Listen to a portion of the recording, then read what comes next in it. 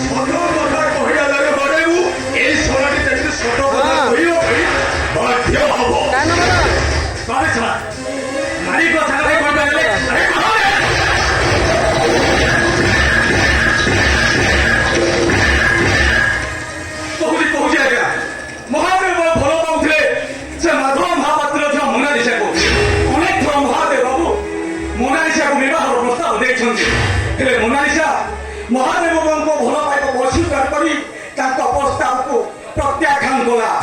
କିନ୍ତୁ ସେଦିନ ମହାଦେବ ବାବୁ ମୋନାଲିସାକୁ ଜୋର ଜବରଦସ୍ତ କରିବାରୁ ମୋନାଲିସା ମହାଦେବ ବାବୁଙ୍କୁ ଏକ ଜୋର ଥାପ୍ପଡ଼ ମାରିଲା। ତାପରେ ମୋ ସରଳିଆ ଭାଇଟା ଅପମାନ ସହି ନ ପାରି ସୁଇସାଇଡ୍ କଲା।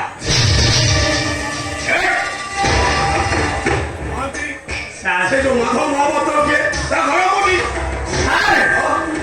ସେ ହଉଛି ଆମ ନିର୍ବାଚନ ମଣ୍ଡଳୀର, ଆଉ ତା ଘର ଶିଶୁ ପାଳଗଡ଼। ଆଉ ତା ଝିଅ ନାଲିକା ବେକରେ ଡଉଲ ଡାଉଲ କଷି କାକୁଡ଼ିର ଦେହ, ଥରେ ଚାହିଁଦେଲେ ଆଖି ଲାଗିଯାଏ ଅଙ୍ଗୁରୁ ପରିକା ମୁହଁ। ଜଗା ମାନେ ଯୋଉ ଝିଅଟା ପାଇଁ ଓ ଖେଳ ଭାଇ ଆତ୍ମହତ୍ୟା କରିଯାଇଛି, ସେ ଝିଅଟା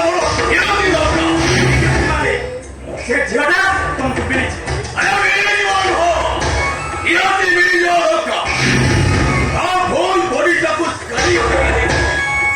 ତା ଭିତରେ କଣ ଅଛି ଯେ ମୋ ଭାଇର ପ୍ରେମକୁ ପ୍ରତ୍ୟାଖ୍ୟାନ କରି ତାକୁ ମରିବା ପାଇଁ ସେ ବାଧ୍ୟ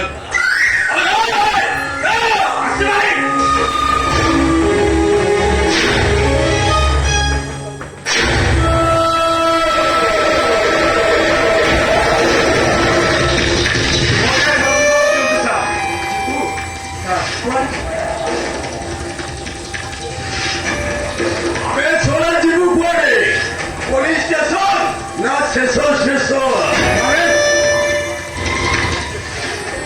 ତୁ ଶଳାଟି ସବୁ ଜାଣିଛି, ସବୁ ଲୁଚାଇ ରଖିଥିଲୁ।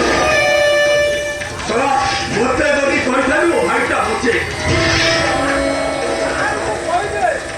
କିଛି ନା କିଛି ଗୋଟେ ଉପାୟ ବାହାର କରିଥାନ୍ତି। ମହାଦେବ ବାବୁ ଆମର ବଞ୍ଚି ଯାଇଥାନ୍ତେ। ମୋ ଭାଇ ମରିବା ପାଇଁ ସେ ଝିଅଟା ସେତିକି ଦାୟୀ, ତାଠୁ ଅଧିକ ଦାୟୀ ଏଇ ତାର ଦଣ୍ଡ କଣ ହବା ଦରକାର? ଏ ଛୁଆଟାକୁ